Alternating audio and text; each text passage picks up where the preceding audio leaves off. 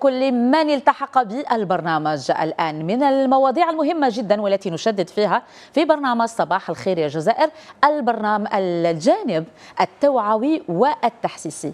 ركن سلامتنا أكيد دوره هو التحسيس والتوعية خصوصا في كل مستعملي الطرقات. بعد الفاصل أستقبل وإياكم ضيف الصباح.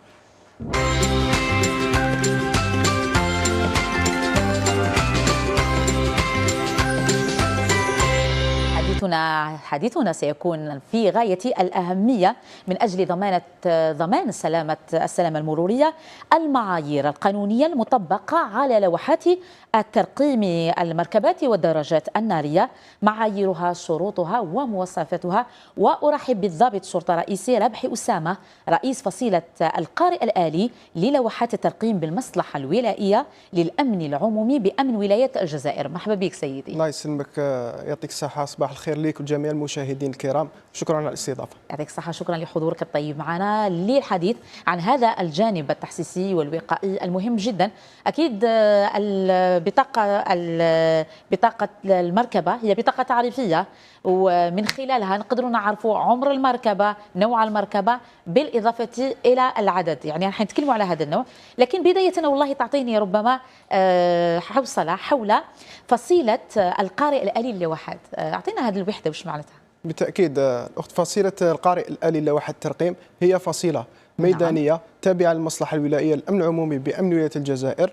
مهامها الرصد الميداني للوحات الترقيم المزورة والمركبات محل نشريات بحث عن طريق الكاميرات المنصبة فوق المركبة.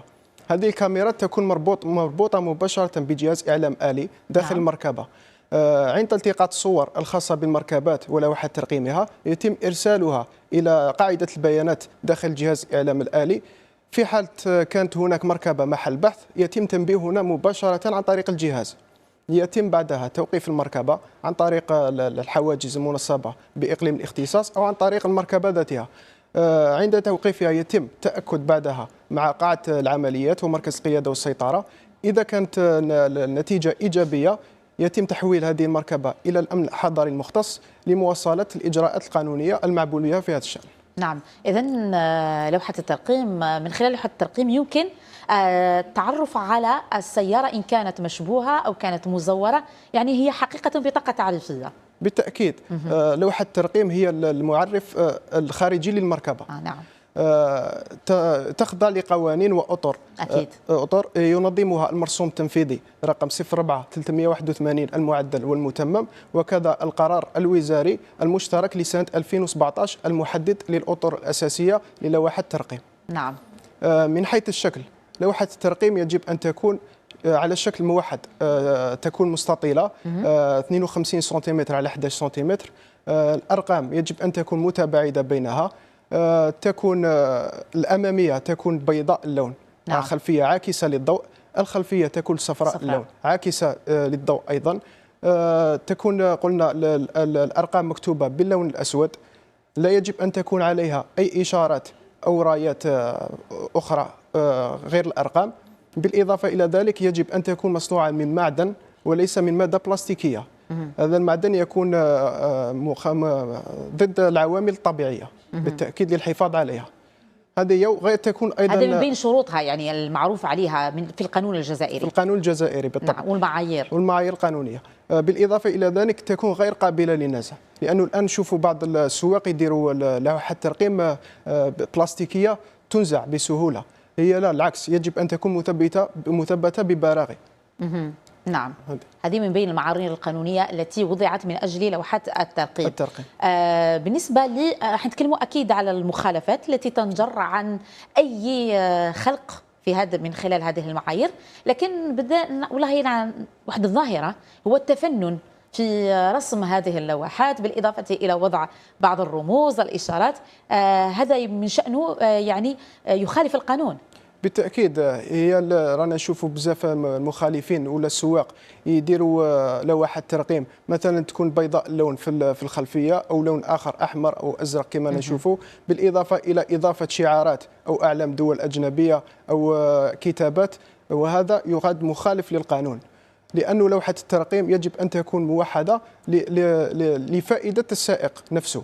نعم. لأنه لا قدر الله هذا السائق يمكن أن يتعرض مثلا لحادث مرور جسماني، أو والمركبة تكون متبوعة بجنحة فرار، يعني السائق هذا كيضرب ويهرب، مثلا هذيك المركبة تفوت على نقطة فيها كاميرا، هذيك الكاميرا يشوف له لوحة الترقيم ولكن تكون صعيبة باش تقراها، لأنه لوحة الترقيم هذيك ماهيش مطابقة للقوانين والأطر القانونية. على هذه نصحوا السائقين باش يديروا لوحة الترقيم تاعهم قانونية باش هو تفيدو إذا كان ضحية تفيدو في المستقبل. نعم. بالنسبة للمخالفات التي تنجر عن هذه الشروط والمعايير بالنسبة للأبعاد، بالنسبة للألوان كذلك، هناك مخالفات معينة أو يعني كل مخالفة على حسب نوع المخالفة التي ارتكبها هذا السائق؟ هي تنقسم 3 أنواع من المخالفات. نعم. كاين مخالفة عدم تطابق الأطر القانونية اللي يزيد لها الأشكال ولا يدير لها لون آخر ولا يزيد لها قراءة أخرى، هذه راح تكون معاقب عليها القانون 01/14، تكون من الدرجة الثانية، يعاقب عليها القانون ب 2500 دينار جزائري، غرامة جزافية قيمتها 2500 دينار جزائري، مع الاحتفاظ برخصة السياقة لمدة 10 أيام. نعم.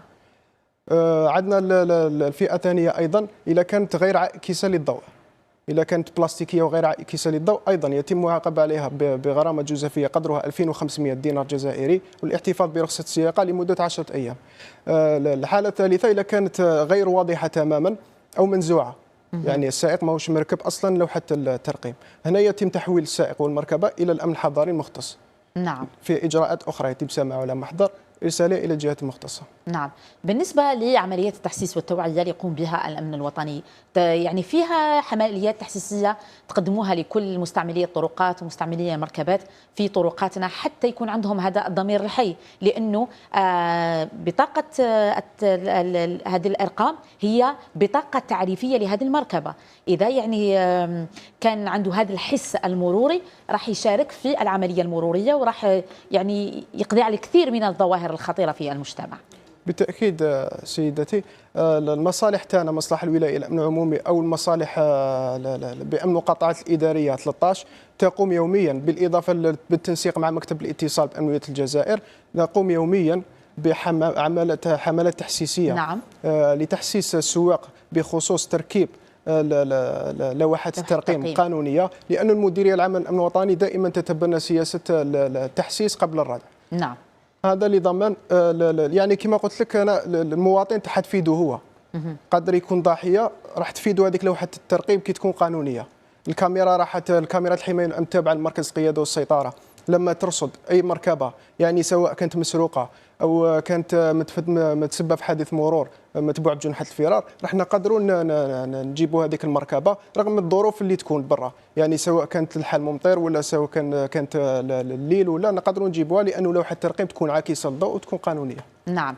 هذا فيما يخص المركبات. نظن أن المركبات السائقين عندهم ربما حس عالي نوعا ما مقارنة بمستعملي ومستخدمي الدراجات النارية.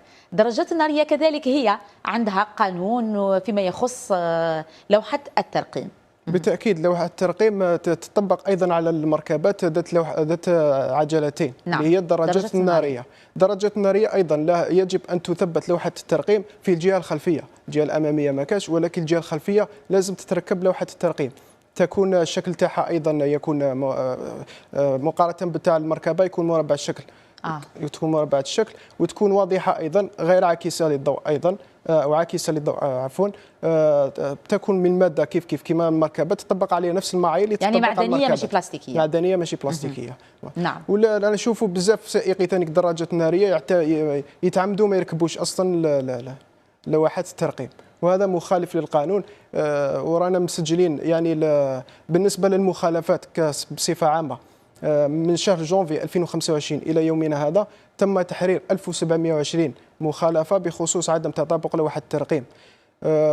تم تسجيل أيضا 320 مخالفة بخصوص تركيب لوحة الترقيم غير عاكسة للضوء، وتم تحويل أزيد من 720 مركبة إلى الأمن الحضاري بسبب عدم وضوح اللوحة أو أيضا عدم تركيبها أصلا.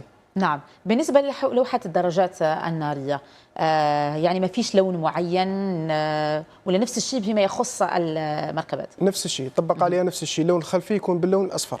نعم. يكون لون أصفر، يكونوا الأرقام متباعدة، يكون هي الرقم التعريف تاعها هو 9 كما نعرفوا، كما المركبات عندهم سياحيه عندهم رقم واحد اللي يجي بجانب سنه السير، هذيك واحد 115 او 120. نعم. الدرجات الناريه تكون 920، يكون رقم تسلسلي او ترتيبي واضح، يكونوا متباعدين بيناتهم. نعم. أهم النصائح اللي تقدمها لكل المواطنين وخصوصا لمستخدمي مستعملي الدراجات النارية، لأنه مستعملي الدراجات النارية هم فئة الشباب الأكثر استعمال لهذا، وحنا نعرفوا أنه للأسف في طرقاتنا الدراجات النارية تعرف العديد من حوادث المرور، ولما يكون حادث مروري بالدراجات النارية يعني بنسبة عالية جدا يكون حادث مميت. بالتاكيد من هذا المنبر ومن التلفزيون الجزائري من عندكم نوجه نداء لسائقي الدراجات الناريه انه اول حاجه يكون عنده جميع الوثائق تاعو، خاصه رخصه السياقه، كي يروح يجوز رخصه السياقه راهي ديجا حاجه ليه. ثاني حاجه الخوذه نعم. مهمه جدا، لانه حادث المرور بالنسبه كي يكون واحد في مركبه ويكون في دراجه ناريه شيء مختلف تماما. دراجه ناريه ما عندك حتى حاجه راح تشدك، يعني الخوذه، والخوذه تكون اومولوجي يعني رسميه وتكون حاجه مليحه. بالنسبه ثانيك لوائح الترقيم كما هضرنا تكون ثانيك مركبه. حاجه واحده اخرى لازم يكون واعي كي يكون في الطريق، يعني نشوفوا فيهم يتجاوزوا يمين يسار وهذا مخالف للقانون، يجب عليه ويتمشى بسرعه محدده، لانه سائق المركبه كي يكون في السياره تاعو ما عندوش رؤيه جيده للدراجات الناريه. نعم.